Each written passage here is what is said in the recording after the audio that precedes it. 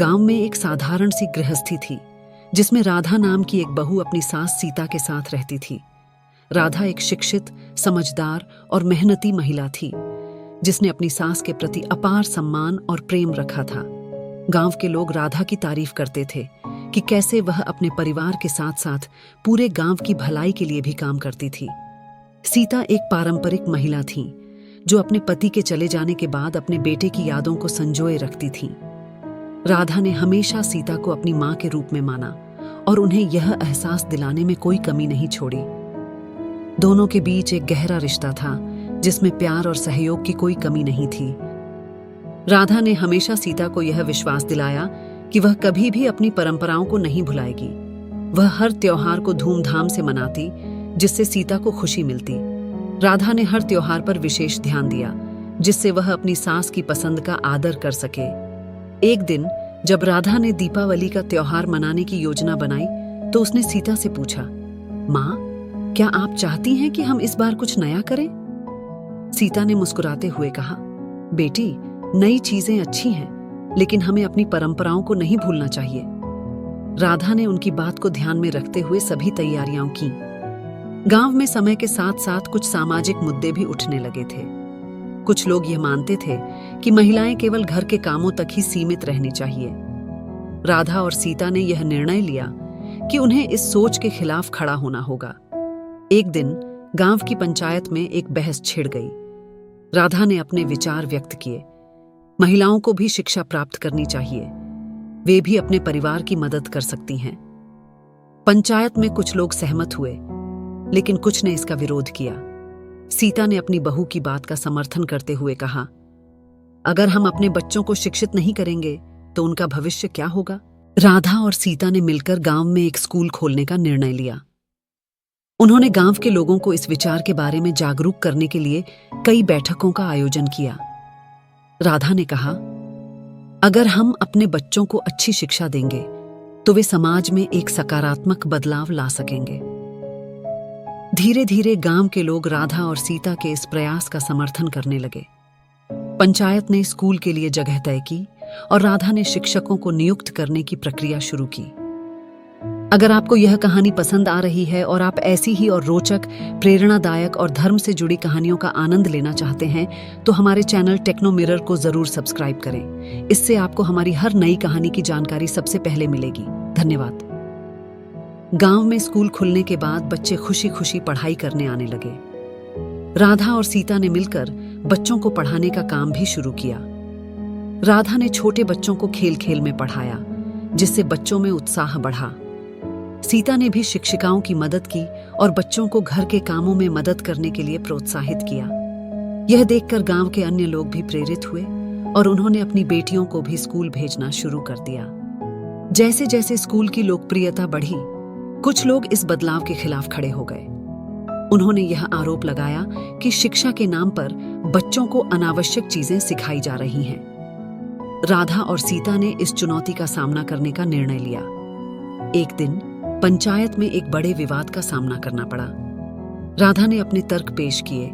शिक्षा केवल किताबों तक सीमित नहीं है, यह सोचने और समझने की क्षमता भी विकसित करती है। कुछ लोग उनकी बात से सहमत हुए, लेकिन अन्य ने विरोध किया। पंडित शंकर, जो गांव के प्रतिष्ठित व्यक्ति थे, ने राधा और सीता की बात सुनी और उनके विचारों का समर्थन किया। उन्होंने पंचायत में कहा, शिक्षा का अधिकार हर बच्चे का है, हमें अपनी सोच को बदलना होगा। इस प्रकार धीरे धीरे गांव के लोग राधा और सीता के दृष्टिकोण को स्वीकार करने लगे। उन्होंने स्कूल की गतिविधियों में भाग लेना शुरू किया और बच्चों को प्रोत्साहित किया। एक दिन गांव में एक नया स्कूल खुला जो आधुनिक शिक्षा प्रणाली के तहत काम करता था। गांव के कुछ लोग इसे पश्चिमी संस्कृति का प्रभाव मानते थे। राधा और सीता ने इस नई चुनौती का सामना करने का निर्णय लिया। राधा ने बच्चों से कहा, शिक्षा का मतलब केवल किताबों से नहीं है, बल्कि यह हमें सोचने और समझने की क्षमता देती है। राधा और सीता ने मिलकर बच्चों को इस नई शिक्षा प्रणाली में दाखिला दिलाने का निर्णय लिया। राधा और सीता ने बच्चों को नए स्कूल में दाखिला दिलाने का निर्णय लिया। उन्होंने बच्चों को प्रोत्साहित किया कि वे अपने सपनों को पूरा करें और एक उज्जवल भविष्य की दिशा में बढ़ें। राधा ने बच्चों से कहा, आप सभी में अपार क्षमता है। आप लोग अपने सपनों को साकार कर सकते हैं। गांव के लोग राधा और सीता के प्रयासों को देख रहे थे। धीरे धीरे उन्होंने समझा कि शिक्षा केवल व्यक्तिगत लाभ नहीं, बल्कि पूरे समाज के लिए आवश्यक है। जैसे जैसे नए स्कूल का प्रभाव बढ़ता गया, कुछ गांव वालों की प्रतिक्रिया नकारात्मक होती गई। वे पंडित शंकर से मुलाकात करते हैं और इस नई शिक्षा प्रणाली के खिलाफ अपनी चिंताओं को साझा करते हैं।